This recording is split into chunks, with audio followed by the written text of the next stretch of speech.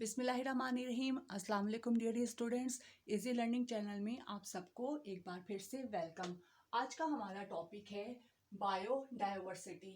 Biodiversity, जैसा कि आपको इसके नाम से पता चल रहा है कि it consist of two words, bio and diversity.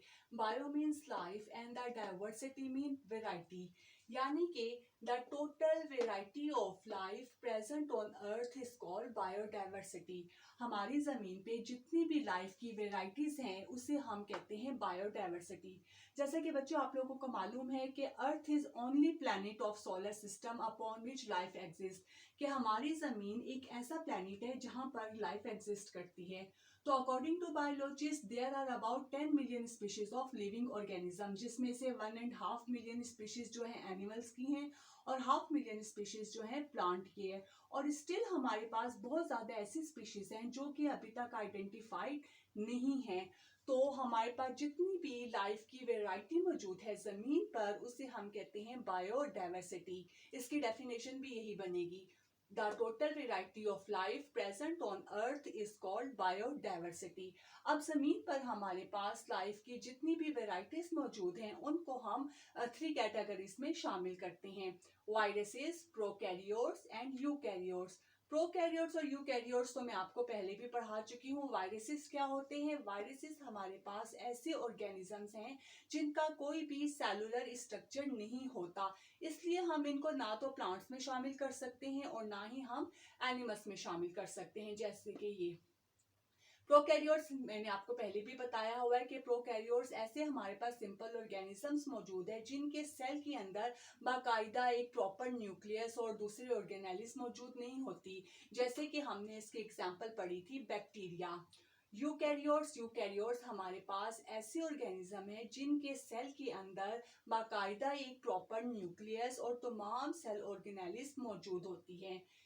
ये भी हम पीछे पढ़ चुके हैं कि यूकैरियोट्स को फिर हम मजीद 4 कैटेगरीज में शामिल करते हैं। प्रोटिस्टा यानी कि यूनिसेलुलर ऑर्गेनिज्म, जिसमें मैंने आपको पहले भी बताया था क्लैमिडोमोनास, अमीबा, पैरामीशियम वगैरह शामिल है। सेकंड है फंजाई, थर्ड हमारे पास आ जाते हैं plants and last one is the animals.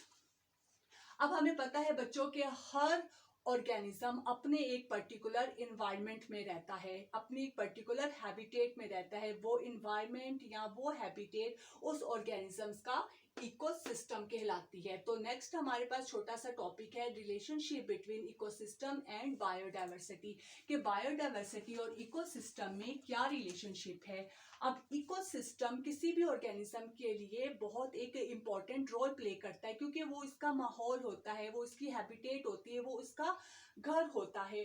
तो कोई भी इकोसिस्टम बायोडायवर्सिटी में बहुत ज्यादा अहमियत रखता है, because each organism live in a particular environment, क्योंकि हर ऑर्गेनिज्म अपने एक खास इकोसिस्टम में रहता है, अपने खास माहौल में रहता है। जैसे कि a fish of fresh water can not live in ocean, कि जो फ्रेश वाटर की फिश है वो ओशन में नहीं रह सकती। सिमिलरली जो हमारे पास पोलर बियर है वो आपको किसी डेजर्ट वगैरह की कंडीशन में नहीं मिलेंगे। ठीक है, तो ये जो हमारे पास डाइवर्सिटी है इकोसिस्टम की, ये हमारे पास बहुत ज्यादा स्पेशल होती है, क्योंकि हर इकोसिस्टम अपना एक खास फैक्टर्स रखता है। वो फैक्टर्स क्या क्या होते हैं? Temperature, precipitation, geography, altitude and soil, यानी कि किसी जगह का टेम्परेचर क्या है, वहाँ की ज्योग्राफी क्या है, रेन फॉल की एवरेज क्या है, सॉइल कंडीशन क्या है। तो ये तमाम फैक्टर्स इकोसिस्टम में एक बहुत ज्यादा अहमियत रखते हैं।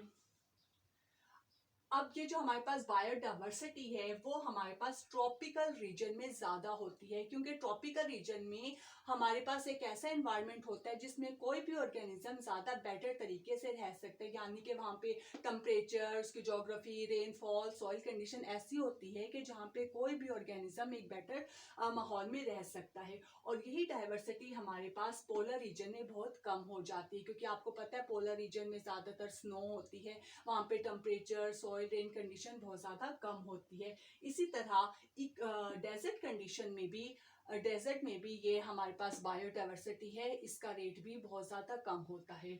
तो ये हमारा छोटा सा टॉपिक था बायोडाइवर्सिटी का और इसका इकोसिस्टम के साथ क्या रिलेशनशिप है। आई होप आपको समझ आ गया होगा, पसंद आ गया होगा। प्लीज़ अगर समझ आ गया हो, पसंद आ गया हो तो मेरे चैनल को लाइक कर दें, सब्सक्राइब कर दें। इंशाल्लाह ताला आपसे नेक्स्ट टॉपिक में मुलाकात होती है। तब तक के लिए अल्लाह हाफिज़।